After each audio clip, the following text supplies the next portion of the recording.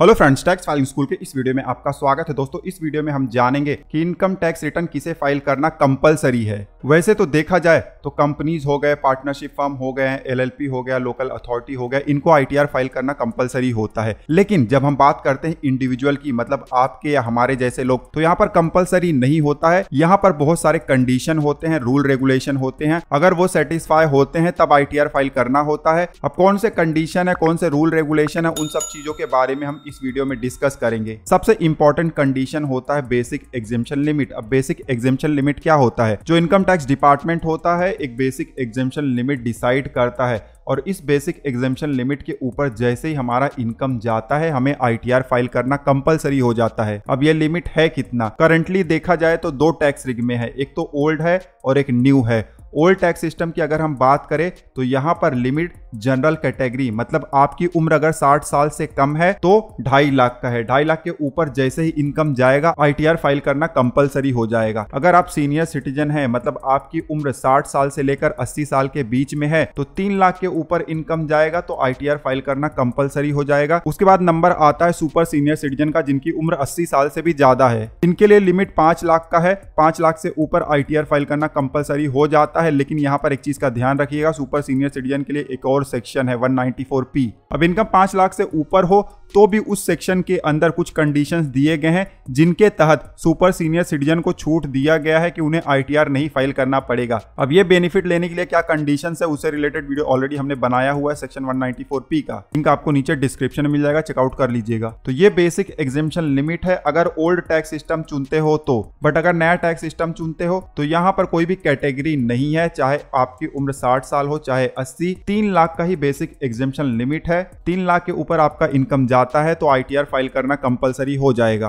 तो सबसे important point basic exemption limit का ही होता है। अब अगर आपका इनकम बेसिक एग्जेम्पशन लिमिट से ज्यादा है तब तो आईटीआर फाइल करना कंपलसरी हो ही जाता है। बट मान लीजिए कि आपका इनकम बेसिक एग्जेम्पशन लिमिट से कम है, तो ऐसे केसेस में कुछ और कंडीशन ऐड किए गए हैं। जल्दी से उनके बारे में भी हम जान लेते हैं। सबसे पहले तो देखिए, अगर आपका इनकम तो कम है लेकिन टीडीएस डिडक्ट हुआ है तो टीडीएस रिफंड लेने के लिए आपको आईटीआर फाइल करना कंपलसरी है। काफी लोगों का टीडीएस डिडक्ट होता है, जैसे कि मान लो कि इंटरेस्ट आपको बैंक से मिला हुआ उस पर टीडीएस डिडक्ट हुआ है, डिविडेंड मिलता है, और बहुत जगह पर कमीशन इनकम वगैरह जहां मिलता है, प्रोफेशनल रिसिप्ट होता है, वहां पर टीडीएस डिडक्ट कर लिया जाता है। लेकिन आपका इनकम जो होता है एक्चुअल कम होता है, तो ऐसे केसेस में आपका टीडीएस रिफंड बनता है। तो टीडीएस रिफंड लेने के लिए आपको आईटीआर फाइल करना कंपलसरी है। उसके अलावा मान लीजिए कि आपको बिजनेस में लॉस हो गया है, ट्रेडिंग आप करते हो शेयर मार्केट में, वहां पर लॉस हो गया है, तो आप लॉस को कैरी फॉरवर्ड कर सकते हो। लॉस कैरी फॉरवर्ड करोगे तो उसका बेनिफिट आपको अगले साल भी मिलेगा। लेकिन लॉस कैरी फॉरवर्ड करने के लिए आपको आईटीआर फाइल करना कंपलसरी है, ठीक है। उसके अलावा भी मान लीजिए कि आपका कोई फॉरेन असेट्स है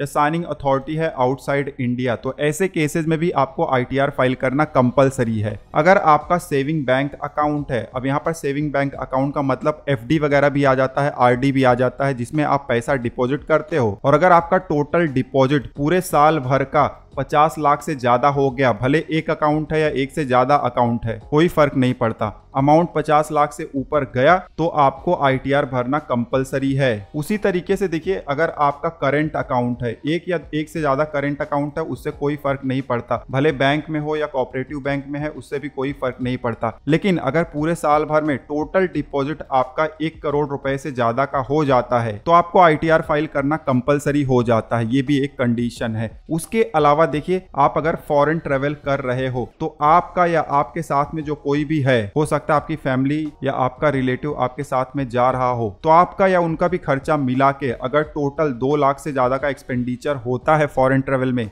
तो भी आपको आईटीआर फाइल करना कंपलसरी हो जाता है। इलेक्ट्रिसिटी बिल आप पे करते हो पूरे साल भर का, अगर पेमेंट आपका 1 लाख से ज्यादा का हो जाता है तब भी आपको आईटीआर फाइल करना कंपलसरी हो जाता है। उसके बाद यहाँ पर देखिए, बिजनेस या प्रोफेशन से रिलेटेड भी कुछ इंपॉर्टेंट पॉइंट्स हैं, जैसे कि आपका टोटल बिजनेस सेल या टर्नओवर या जो ग्रॉस रिसिप्ट होता है ड्यूरिंग द फाइनेंशियल ईयर, मतलब पूरे साल भर में, अगर 60 लाख से ज्यादा होता है तब भी आईटीआर फाइल करना कंपलसरी है। उसके अलावा अगर आप प्रोफेशनल है और आपका पूरे साल भर का जो प्रोफेशनल ग्रॉस रिसिप्ट है 10 लाख से ज्यादा का होता है, तब तो आपको आईटीआर फाइल करना कंपलसरी हो जाता है इस केस में भी। तो ये सब पॉइंट आपको ध्यान में रखना है। एक नया पॉइंट भी यहाँ पर इंट्रोड्यूस किया गया था कुछ साल पहले, अगर आपका टीडीएस या आपका टीसीएस डिडक्ट हुआ है और वो अमाउंट 25,000 से ज्यादा का है, तब तो आपको ITR फाइल करना कंपलसरी हो जाता है। बट यहाँ पर जो सीनियर सिटीजन है उनको यहाँ पर थोड़ा सा छूट दिया गया है, उनके लिए ये लिमिट 50,000 का है, ठीक है। बट यहाँ पर ध्यान रखिएगा, सुपर सीनियर सिटीजन का नाम नहीं दिया गया है। जैसे कि मैंने आपको पहले ही बताया था, सेक्शन 194P है, तो वहां पर कुछ कंडीशन है, अगर वो सेटिस्फाई होते हैं और आपका TDS डिडक्ट हुआ है तो वहां पर ITR भरने की कोई जरूरत नहीं है। तो बहुत सारे इंपॉर्टेंट पॉइंट्स हमने इस वीडियो में डिस्कस कर लिए हैं। ये जो इंपॉर्टेंट पॉइंट है अगर आपके ऊपर एप्लीकेबल हो जाते हैं तब आपको ITR फाइल करना कंपलसरी होता है। बट ये पॉइंट्स अगर आपके ऊपर एप्लीकेबल नहीं होते हैं तब ITR फाइल करना कंपलसरी नहीं होता है, वॉलंटरी होता है। मतलब आप करना चाहें तो कर ले, अदरवाइज आप छोड़ भी सकते हो। लेकिन आप मेरी बात अगर माने तो ITR आप जरूर फाइल करिएगा। ITR फाइल करने के बहुत सारे बेनिफिट होते हैं, लेकिन एक चीज ध्यान में रखिएगा, ITR जब भी फाइल करो सही तरीके से करो, गलत मत कर दो, अदरवाइज प्रॉब्लम भी हो सकता है। अब ITR आप फाइल करते हो तो बैंक में, पासपोर्ट में या कहीं दूसरी जगह पर इनकम प्रूफ के लिए या लोन वगैरह के लिए आप ITR का इस्तेमाल कर सकते हो और इसका कोई भी डिसएडवांटेज नहीं होता है। नील ITR भी फाइल होता है जिसका वीडियो ऑलरेडी हमने बनाया हुआ है और इस साल का भी हम बनाने वाले हैं, तो आप चेकआउट कर लीजिएगा। अब ITR किस तरीके से भरा जाता है, कैसे कैलकुलेशन किया जाता है, उन सब से रिलेटेड हमने ऑलरेडी वीडियो बनाया हुआ है। लिंक आपको स्क्रीन पर दिखाई दे रहा होगा प्लेलिस्ट का, क्लिक करके आप चेकआउट कर सकते हो। इस वीडियो में बस इतना ही, मिलते हैं आपसे अगले वीडियो में। तब तक आप हंसते रहो, मुस्कुराते रहो। धन्यवाद।